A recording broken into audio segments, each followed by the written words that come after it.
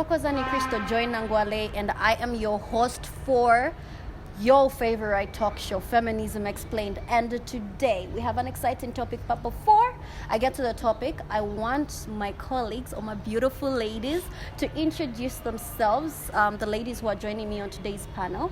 So we'll start with my girl here. Well, thank you very much, Thokozani. My name is Natasha and I'm a youth and a women's rights activist. I work under Global Platform Zambia and Center for Young Leaders Africa. Okay. Well, my name is Anna Mwila. Of course, I am a journalist student. Should I say I'm a journalist or just I'm doing journalism and public relations? I'm a TV, radio personality. I'm a humanitarian. I'm an activist. I'm everything. I'm everything, I think. Oh, up to you. My name is Farrai Gladys Makanta. Well, I'm a host on this show who's very passionate about feminism, and I'm in my second year at Cavendish University doing development studies. Okay, so these are beautiful, accomplished ladies. I love our generation because I feel most of us are into changing the world and not waiting for people to come push us. So that brings us to our topic. What is our topic today? Some of the toxic traditions women and girls are subjected to in Zambia and Africa as a whole.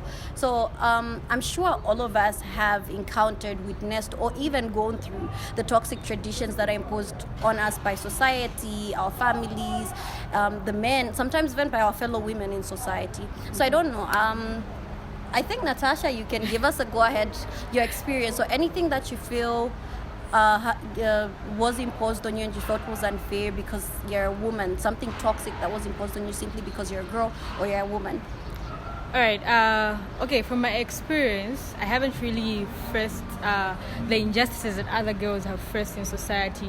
But being an activist and being a community leader, I have seen a lot of toxic things that society has imposed on women. Mm-hmm. Women mostly that are illiterate, for lack of a better term. These are the people that really face the toxic traditions that society has objected on them. Yeah, so like some of them is like objectifying women. Okay. Where men tend to feel as if they are, because of their masculinity, they tend to feel as if they are so superior than the women. And if you are illiterate, the women become objectified. Okay.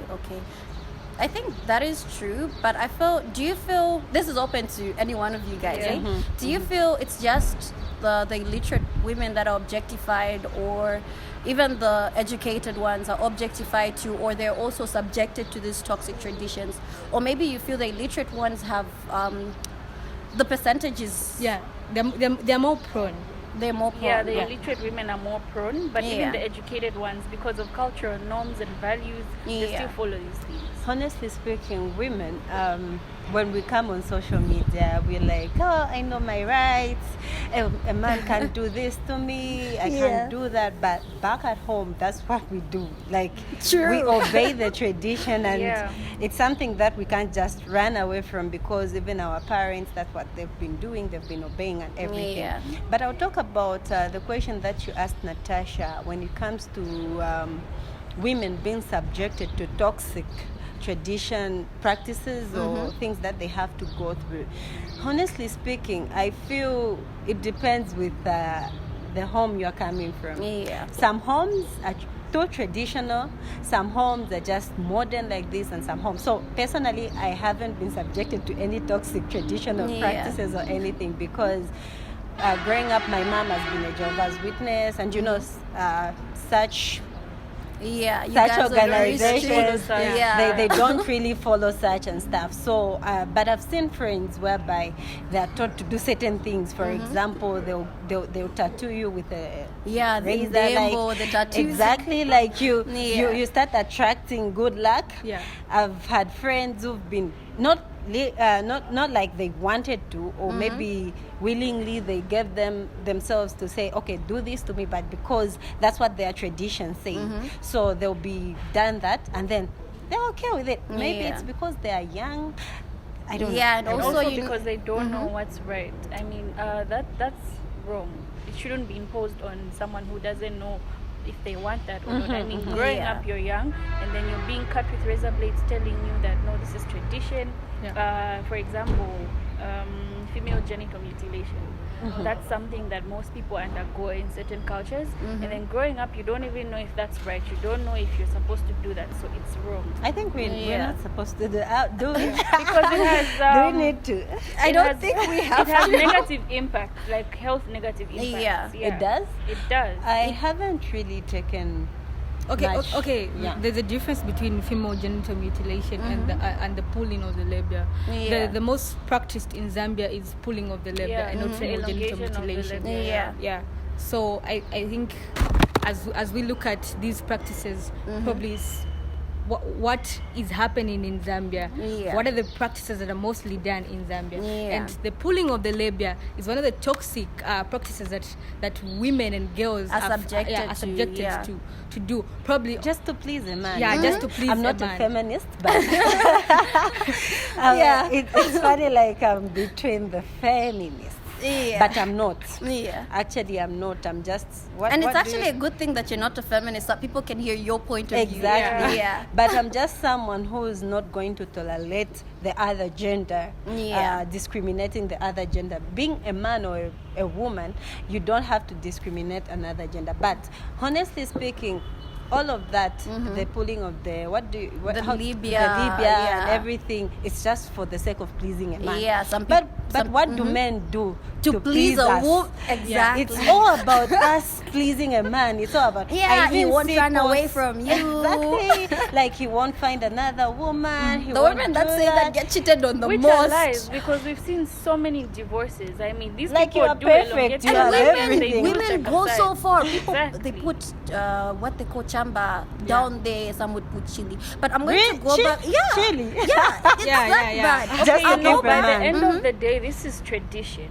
And I respect people who There's a are okay tradition with that allows But then if it's tradition there are that's traditions toxic, that allow then if it's tradition that's toxic, if it's tradition that's harmful to your health, because most of these things harm people psychologically. I mean, exactly. Yeah. So if it's like that, then it's bad. Okay, so personally, firstly, I feel culture, which consists of tradition also, is dynamic. It's going to change. The culture existed in the past is very different from the culture that And then exists also for us. don't forget, sorry to cut you short, that there's culture that impacts on people positively and culture that impacts on people negatively. Yes, because some of the, let's face it, culture is practically peer pressure from our ancestors. Those people are dead. Yes, it's all right. That's my opinion. That is my opinion. God, it is. It is good to preserve culture, very important. But I feel you don't have to impose that stuff because people back then believed in it. Look at our environment. For us, we're Gen Zs. We're raised between the time that the technology wasn't there and technology. We've seen technology come in. The struggles our parents faced is very different from what we face. So you can't expect us to rely on methods that work for them in a different environment, different concept setting and the like. And going to the this thing, the pulling of the labia, they traditionally call it makarten.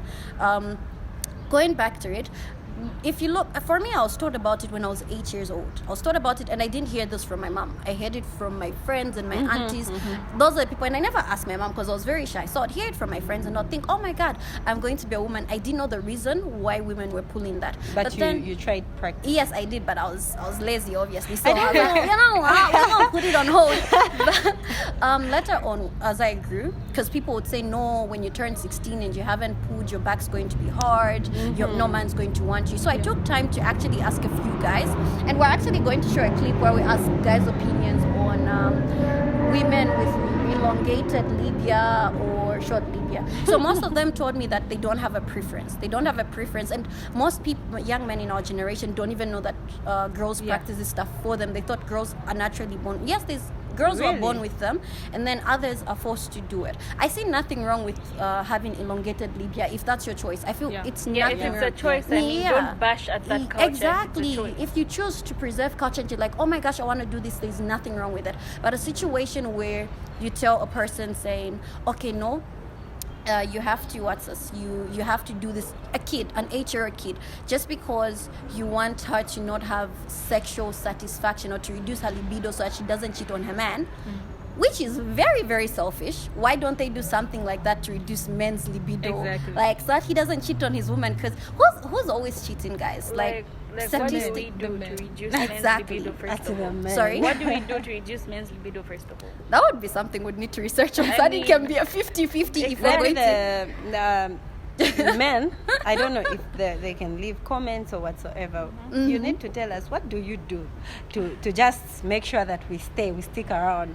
Because women sacrifice their bodies, Exactly. they sacrifice their education, they sacrifice whatever they need, their dreams and everything, just to please a man. I hate that fact. And I'm I not hate very that much fact. against cultural practices. I'm not, unless if they're affecting you negatively, as I said before. Yeah, and secondly, it's also very important for us to know the negative impacts of female circumcision. Female circumcision, and also the elongation of the labia. Yeah, it's very important for us to know. So I believe parents should tell us what we're about to go through before we actually. Sometimes start I doing feel our that. parents don't even understand this culture. Oh yeah, It's just some of because them they were don't imposed understand. on them. Imposed on them. Exactly, imposed on them. And even away from that, Anna and Natasha, you guys said you've never experienced, but you've witnessed people go through toxic traditions. I don't know, but I feel I disagree with that. You might have not received it from your family or your friends, but I'm sure you've received it even in society. For example, where the fact that you're constantly living in fear that somebody is going to rape you itself is a toxic trait, in my opinion, that society has imposed on us, and mostly we're blamed for it. But Dress it's a properly. defense mechanism. Okay, Yes, yeah. it is, but it's also a toxic trait society has imposed on us, and most of the blame is placed on a woman. Let's say When she's yes. actually raped. Actually, Yes. there was a time. I think I was with you when we went to Thornpark at night, and then we were harassed by a few guys. So I told a friend of mine about the story, and his response was, "You're a girl, only men are supposed to move at night." And he saw nothing wrong with it. Yeah. The whole time he blamed me, saying, the dangers of this. Okay, yes, I do agree that, sometimes maybe we should chill out, we shouldn't move at night. But the fact that the oppressors are never blamed, the ones Yeah. who are always blamed Are the and put oppressed. exactly. Yeah. So I don't know. I feel unless you guys have never experienced that, it might not even be with rape or being threatened to be raped. I feel just certain norms where they say, no, because you're a girl, you have to do this. You're not born with a biological body, that a body part that says, oh my gosh, only girls have this private part that's specifically meant for cooking, and the guys don't have that private part meant for cooking. All right. For me, I feel okay. Like you said, if we're going to have a conversation around what society has done to what society has imposed on women and girls, if we're going to go in areas of sexual abuse, sexual exploitation, if you're going to go in areas of leadership and stuff like that, then yes, I have experienced that. Yeah. I have experienced when it comes to leadership positions. Actually, I was actually contesting in the student council, and one of the things that I experienced were very, very terrible when I was campaigning. You'd find a guy would tell you, for me to vote for you, I need to sleep with you. For me to do this, That's I very need... common. It's like Yeah. men just think. Exactly. So those are some of the things that, and I wouldn't have anyone to talk to, because if I talk to someone, they would be like, why are you even contesting something that Exactly. supposed to And be you're for putting women? yourself in the spotlight, so Exactly. just And take yourself we're out. always Exactly. teaching our girls to make sure they keep themselves safe and not get raped. But why don't we Exactly. teach guys not to rape? No to rape. Yeah, Exactly. like let's also teach our children not to rape. Exactly, that is true. For the leadership part, I love that you brought the leadership part, or even the corporate world. Because for me, I think I joined the corporate world in 2020. And one of the challenges I faced is when I go to work with these high rank people, these men automatically feel, oh my gosh, she's young and I can easily have sex with her. Yeah. They'll send you sexual messages and try to portray. Even right now, I still face it. When you're trying to strike a business deal with most men, the first thing they'll feel is, oh, I can sleep with her and give her the sponsorship she needs, or sign this contract and this and that and that. And it's hard for a girl in a man's world. But for now, you guys should stay tuned as we go on a quick break, and we'll be back for more